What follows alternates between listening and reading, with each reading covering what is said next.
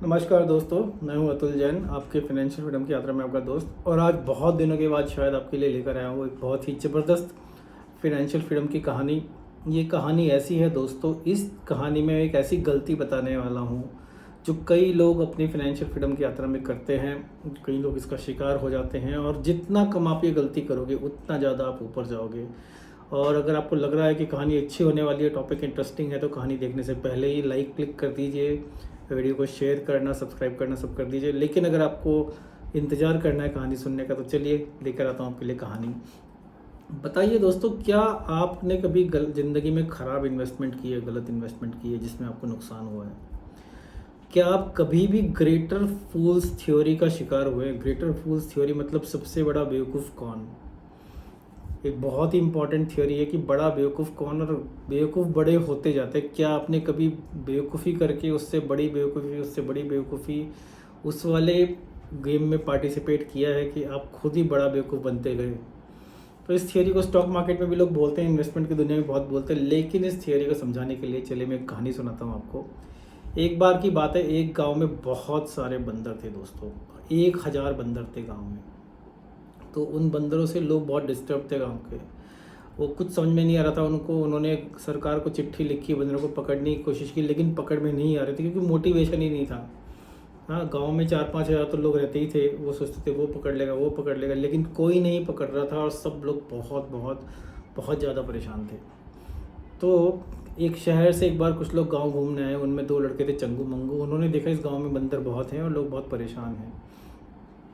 तो वो उस गांव के एमएलए के घर पहुंच गए, सरकार के पास पहुंच गए। उन्होंने कहा कि हम आपके गांव के बंदरों की प्रॉब्लम को दूर कर सकते हैं, बंदरों को भगा सकते हैं, और लेकिन आप हमें कॉन्ट्रैक्ट दे दो, हमें कुछ पैसा लगाना पड़ेगा इस बात का। तो सरकार ने कहा ठीक है, अभी बोलो कितना पैसा चाहिए। तो उन्होंने बोला 1000 रुपये एक बंदर का चाहिए। 1000 बंदर है तो 10 लाख रुपये में चाहिए। तो सरकार ने कहा 10,000 तो बहुत, 10 लाख तो बहुत ज़्यादा है। तो उन्होंने फाइनली कॉन्ट्रैक्ट तय किया, 500 रुपये प्रति बंदर। इस गांव के 1000 बंदर हटाने का 500 रुपये प्रति बंदर, तुम्हें 5 लाख रुपये मिल जाएगा अगर गांव के सारे बंदर चले गए तो, तुमने भगा दी तो चंगू मंगू ने कहा ठीक है। वो तो फिर चंगू ने कहा मंगू से कि चलो तुम चले जाओ। तो मंगू आ गया गांव, एक 4-5 लोगों की टीम को लेकर बंदर पकड़ने के लिए। तो 5 लोगों को लेके मंगू गांव में आया और गांव के लोगों से मंगू ने बोला कि हम बंदर पकड़ेंगे, तुम बेफिक्र रहो। तो गांव के लोगों ने कहा अच्छा। तो उन्होंने कहा हमारी मदद करो बंदर पकड़ने में। गांव के लोग खुशी खुशी उनकी मदद करने लगे। तो क्या हुआ, जब 300 बंदर उन्होंने पकड़ लिए, लगभग 300 बंदर पकड़ लिए, तो मंगू चंगू के दिमाग में ऑलरेडी एक आइडिया था। तो मंगू ने गाँव वालों को बोला कि अच्छा, अब ऐसा करेंगे कि मैं ना आप लोगों को हर एक बंदर का 200 रुपया दूंगा। कोई भी बंदर पकड़ो आप तो 200 रुपया तुम्हें मिलेगा। तो गांव वाले बड़े खुश हो गए। चंगू मंगू को तो फ्री का पैसा सरकार से मिलना था, उन गांव वालों को ये बात पता नहीं थी। तो गांव वालों ने कहा ठीक है। तो गांव वालों में होड़ लग गई कि मंगू को लेके बंदर बंदर कौन ला के देगा। तो मंगू आराम से बैठता था, उसकी टीम आराम से बैठती थी। गांव वालों ने उसको ला के दे दिए 200 बंदर। 200 बंदर ला के दे दिए तो मंगू के पास हो गए 500 बंदर, और मंगू ने अपनी जेब से उनको 200 रुपये दे दिए। मतलब एक तरह से 40,000 रुपये मंगू को खर्च करने पड़ गए। कोई बात नहीं, चार तो हाँ, 200 इंटू 200 ना 40,000 रुपये मंगू को देने पड़ गए। तो अब क्या हुआ, गांव वालों को मज़ा आने लगा और मंगू को तो लग रहा था अरे यार सही है कि 200 बंदर के देखो 40,000 ये लोग को मैं देने हैं और मेरे को तो सरकार से 1 लाख रुपया मिलेगा। लेकिन मंगू का दिमाग बहुत तेज चल रहा था। उसने ना रेट बढ़ा दिया। उसने कहा गांव वालों से कि अब मैं हर एक बंदर का 300 रुपया दूंगा। तो गांव वाले बहुत ज़्यादा उसमें काम करने लगे। सब गांव वाले, कुछ गांव वाले सोच रहे थे कुछ तो गड़बड़ है, कि जो हमारी मुसीबत हमारे सर से भगाने के लिए हमें ही पैसा मिल रहा है। और लेकिन सब लोग पार्टिसिपेट करने लगे। ऐसा होता है ना दोस्तों, जब एक इंसान का शायद बेवकूफ़ बन रहा होता है, या जब कोई चीज़ स्कीम ऐसी लगती है कि अरे यार ये तो बिल्कुल इसमें कुछ राज की बात ही नहीं है, हमें बंदर पकड़ के उनको देना है, वो हमें पैसा देंगे, ट्रांजैक्शन ख़त्म, सब कुछ ठीक। तो और लोगों ने और मेहनत की और बंदर पकड़ने लगे वो। और ऐसे करते करते उन्होंने 200 बंदर और पकड़ लिए और मंगू को पकड़ा दिए। मंगू ने उनको 300 रुपये दे दिए। अब मंगू ने कहा कि अब मैं तुमको 400 रुपये दूंगा बंदर पकड़ने। गांव वालों में पूरी होड़ लग गई कि चलो बंदर पकड़ते हैं। तो गांव वालों ने बंदर पकड़े। रामलाल ने जो रामलाल था गांव में एक आदमी, उसको पहले तो उसको बहुत मज़ा आ रहा था, उसने 20-30 हज़ार रुपये कमा भी लिए इस प्रोसेस में। लेकिन अब उसको कुछ डाउट होने लगा। उसने उसने ना, जो कुछ लोगों को डाउट होने लगता है, तो जहाँ आँख खुले वहीं सवेरा। तो रामलाल ने कहा यार मैं तो इस चक्कर में नहीं पड़ने वाला, 20-30 हज़ार रुपये मैंने बना लिए बहुत है। लेकिन बाकी पूरे गाँव वाले और होड़ में लग गए और उन्होंने 200 बंदर पकड़ लिए। मंगू के पास हो गए 900 बंदर। ठीक है। अब मंगू ने कहा, मंगू के दिमाग में एक और ज़बरदस्त आइडिया आया। उसने बोला कि अब मैं बंदर पकड़ने का 500 रुपया तुमको दूंगा। अब गांव वालों को बंदर ही नहीं मिल रहे थे, क्योंकि अधिकतर बंदर तो ख़त्म हो चुके थे, 100 बंदर इधर कहीं छुपे हुए थे। तो मंगू ने अपने एक और आदमी को भेजा और उस आदमी के थ्रू बंदर बिकवा दिए गाँव में। तो बंदर बेचने का उसने लिया 400 रुपया। तो गांव वाले बड़े खुश। गांव वालों ने कहा ठीक है 400 में लेंगे, 500 इसको देंगे। और मंगू ने कहा मैं 700 रुपये भी दे दूंगा तुम्हें, तुम बंदर लेके तो आओ। तो मंगू ने बोला मैं 1 हफ्ते के बाद आऊँगा, सारे बंदर ले जाऊँगा और 700 रुपये पर प्रति बंदर तुम्हें दूंगा। तो गांव वाले बंदर ढूंढ ढूंढ के कैद करने लगे, हार्डली उन्हें कोई बंदर मिल रहे थे। तो मंगू ने एक और आदमी को भेजा जो बहुत सारे बंदर लेके गांव में आया, और उस आदमी ने 500 बंदर गांव वालों को बेच डाले 500 रुपये में। गांव वाले बड़े खुश कि इतने सारे बंदर हमने पकड़ लिए। और हुआ क्या दोस्तों, 1 हफ्ता बीत गया, 2 हफ्ता बीत गया, 3 हफ्ता बीत गया। इतने पैसे गांव वालों ने तो बैंक से कर्जा ले लेके बंदर खरीदे थे कि मंगू को बेचेंगे, लेकिन मंगू कभी आया ही नहीं। और गांव वालों को पैसा भी गया। बस एक वो रामलाल था, थोड़ा समझदार आदमी, जिसने 50,000 रुपये बना के आराम से बैठा था, लेकिन गांव वालों का सारा पैसा चला गया। अब गांव वाले परेशान, बंदरों का आतंक फिर से आने लगा। और फिर क्या हुआ, मंगू को लगा यार सरकार से भी तो पैसे लेना है। तो मंगू ने इस बार चंगू को भेजा। चंगू आया गांव में, मंगू का भाई। चंगू को लोग जानते नहीं थे। चंगू ने बोला कि अरे मैंने सुना है तुम लोग लुट गए, तुम लोग का बेवकूफ़ बन गया। गाँव वालों ने कहा हाँ हमारा बेवकूफ़ बन गया, वो मंगू जी हैं एक आदमी, और वो हमसे बंदर लेने आने वाले थे, पता नहीं उनको क्या, वो तो आए नहीं, और हमारे पास इतने सारे बंदर है, पूरे 1000 बंदर वापस गाँव में इकट्ठे हो गए थे। तो चंगू ने बोला देखो वो जो भी इंसान था मेरे को वो तो नहीं पता, लेकिन अगर आप सही में बंदर दूर भगाना चाहते हो गांव के, तो मैं तुम्हारी हेल्प कर सकता हूँ। मैं सारे के सारे बंदर ले जाऊँगा, कोई पैसा नहीं लूँगा, कोई पैसा नहीं दूंगा, मैं केवल जन सेवा के लिए बंदर ले जाता हूँ। तो गाँव वालों ने कहा चलो यार, बंदरों से पीछा छूटेगा, क्योंकि उन बंदरों को रखने से उन्हें और दिक्कत हो रही थी। उन्हें खाना खिलाना पड़ता था और उनका दिन भर उनकी आवाज़ सुनते थे। बंदर फिर भी उनको परेशान करते, कहाँ बंद करके रखते ना। तो सबके सब गांव वालों ने एक एक करके सारे के सारे बंदर पकड़ के चंगू को दे दिए। चंगू ने सारे के सारे बंदर पकड़ के ले गया वो मंगू के पास, और मंगू ने 1000 बंदर सरकार को दे दिए, और सरकार ने 1000 बंदरों से उनको कितने रुपए, 1000 इंटू 5 लाख रुपए चंगू मंगू को दे दिए। तो इस पूरी प्रोसेस में क्या हुआ दोस्तों, चंगू मंगू ने 5 लाख रुपए तो कमाए सरकार से, और लगभग अगर आप कैलकुलेट करेंगे तो मैंने हिसाब लिखा हुआ है कि लगभग 5,20,000 रुपये उन्होंने कमा लिए गांव वालों से।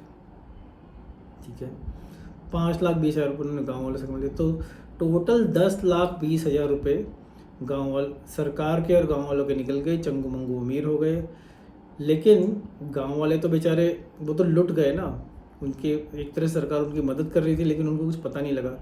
ऐसा क्यों हुआ दोस्तों, क्योंकि लोग लालच में आकर कुछ ऐसे डिसीज़न ले लेते हैं। और जब कोई चीज़, कई बार आपने से इन्वेस्टमेंट के डिसीज़न भी लिए होंगे कि कोई इंसान खरीद रहा है, कोई शेयर कोई इंसान लोग खरीद रहे, तो हम भी खरीद लेते हैं शेयर। हम देखते नहीं है कि शेयर सही है, उसमें एक्चुअल वैल्यू है कि नहीं है। तो दोस्तों कभी भी ऐसा मत कीजिए कि जस्ट क्योंकि कहीं और लोग किसी चीज़ पे इन्वेस्ट कर रहे हैं, निवेश कर रहे हैं, तो आप भी उसको ले लो। बिल्कुल गलत है, उसमें आप बर्बाद हो जाओगे, चांस उसका ज़्यादा है। नहीं तो आपको चंगू मंगू की तरह छलिया बनना पड़ेगा, छलावा बनना पड़ेगा, और वो आपको उल्लू बना सकते हैं। तो दोस्तों इस कहानी में लर्निंग्स तो बहुत सारी है। आप कमेंट्स में लिखिए कि आपको इस कहानी से क्या सीख मिली। मैं 4-5 सीख इस कहानी की आपको बताना चाहता हूँ। एक सीख ये है जो बहुत ज़रूरी है कि आपसे बड़ा बेवकूफ़ भी दुनिया में है। ठीक है, तो ग्रेटर फूल्स थियरी यही है। जैसे कोई शेयर का बोलते हैं ना कि कोई शेयर का भाव चढ़े जा रहा है, क्यों पता नहीं क्यों चढ़े जा रहा है, उसमें वैल्यू इतनी नहीं है। लेकिन एक शेयर जो कल 100 रुपये का था, 1 साल के अंदर 10,000 रुपये का हो जाता है वो, क्योंकि कोई बड़ा बेवकूफ़ उसको मिलता जाता है। ऐसी शेयर की ऊपर वाली जाने वाली जर्नी में भी होता है। ऐसी शेयर 1000 का शेयर 10 रुपये में गिर पहुंच जाता है, जबकि उसकी वैल्यू बहुत ज़्यादा है। क्योंकि कोई ना कोई जब गिरना शुरू होता है तो लोगों को लगता है अरे यार ये तो निकाल देना चाहिए। तो दुनिया में हमेशा कोई ना कोई बड़ा बेवकूफ़ मौजूद रहता है। ये ग्रेटर फूल थ्योरी है। पॉइंट नंबर 2, जो भी चीज़ आप कभी भी कहीं से भी खरीदो उसकी वैल्यू को तो जांच परख लो कि इस चीज़ में सही में इतनी वैल्यू है कि नहीं। थोड़ा समय बिताइए, उसके फंडामेंटल्स देखिए, उसकी वैल्यू देखिए, उसका वैल्यूएशन देखिए, जांच परख कराइए।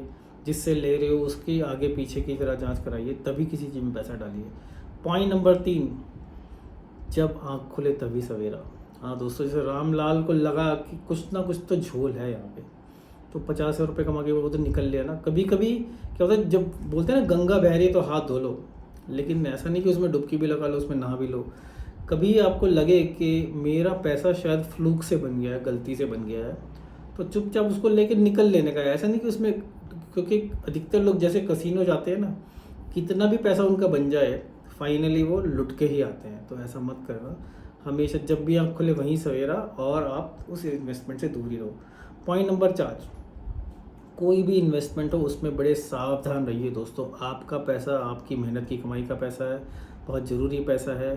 पैसे से पैसा बनाना इतना आसान नहीं है दोस्तों, इतना आसान नहीं। किसी चीज़ में डाउट है तो मतलब वो डाउटफुल चीज़ है, ठीक है। तो अपनी इन्वेस्टमेंट्स को लेके बहुत ज़्यादा केयरफुल रहिए।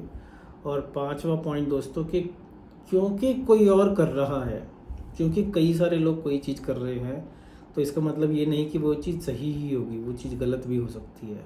तो भेड़ चाल में मत चलिए, है ना। कई लोग जो लीडर लोग होते हैं ना, वो क्योंकि हज़ारों लोगों को उल्लू बना रहे हैं, तो आपको लगता है यार मैं ही बेवकूफ़ हूँ क्या, मैं दूसरी तरह से सोच रहा हूँ। कई बार दूसरी तरह से सोचने वाला इंसान सही होता है, जबकि समाज उसको गलत ठहराता रहता है। तो भेड़ चाल में मत चलिए। सब लोग कोई काम कर रहे हैं तो वो काम सही होना ज़रूरी नहीं है। अपना दिमाग लगाइए, अपने एनालिसिस कीजिए, और अगर आपको सही नहीं लग रहा है तो मत कीजिए वो काम। कोई ज़रूरी नहीं है हर इंसान को हर काम करना ही हो। और दोस्तों पॉइंट नंबर 6 जो बहुत ज़रूरी है वो ये है कि इस चैनल को लाइक शेयर सब्सक्राइब ज़रूर कीजिए। अगर आपने नहीं किया अब तक लाइक इस कहानी को, तो ज़रूर लाइक कीजिए दोस्तों। मेरे को लगता है कहानी आपको अच्छी लगी होगी। और ये कहानी देखिए दोस्तों, एक इन्वेस्टमेंट जर्नी के लिए भी है। हम लोगों ने, मैंने कई बार लाइफ में, तो खैर करनी बंद कर दी इस तरह की इन्वेस्टमेंट, लेकिन मैंने रियल एस्टेट में इसी तरह के मॉडल में इन्वेस्टमेंट्स की है कि सब लोग इन्वेस्टमेंट कर रहे हैं तो तुम भी कर दो। मैंने शेयर्स भी ऐसे खरीदे हैं स्टॉक मार्केट में। कोई शेयर पिछले साल 20 रुपये का था, अभी 2000 का है, फिर भी मैंने खरीदा। क्यों? क्योंकि सब लोग खरीद रहे थे। किसी किसी में पैसा बनाया भी, लेकिन इवेंचुअली बनाना भी ठीक है, लेकिन कम से कम उसके बारे में पढ़िए तो सही, रिसर्च तो कीजिए। अच्छा लगे तो फिर भी खरीद लीजिए, क्योंकि जेन्युइनली भी शेयर इतने बढ़ते हैं। लेकिन अधिकतर चीज़ें जो इस तरह से बढ़ रही होती हैं वो ग्रेटर फूल्स थ्योरी की वजह से बढ़ रही होती है, क्योंकि पिछले वाले को कोई बड़ा बेवकूफ़, बड़ा मुर्गा, बड़ा बकरा मिल जाता है। तो कहीं आप बकरे मत बन जाओ, आप वैल्यू इन्वेस्टमेंट करो दोस्तों। ऐसे में जहां आपको गड़बड़ लगे निकल जाओ, रामलाल की तरह, आपका पैसा अच्छा बन जाएगा। लेकिन बाकी लोग तो सफ़र करेंगे, उसमें उनकी गलती है। तो दोस्तों आशा करता हूँ कुछ सीख मिली होगी आपसे। जो भी सीख मिली है आपको इस कहानी के, आप कमेंट्स में डालिए। और देखिए, अगर आपको फाइनेंशियल फ्रीडम चाहिए तो रिस्क तो लेना ही पड़ेगा। बिना रिस्क के तो फाइनेंशियल फ्रीडम नहीं मिलेगी।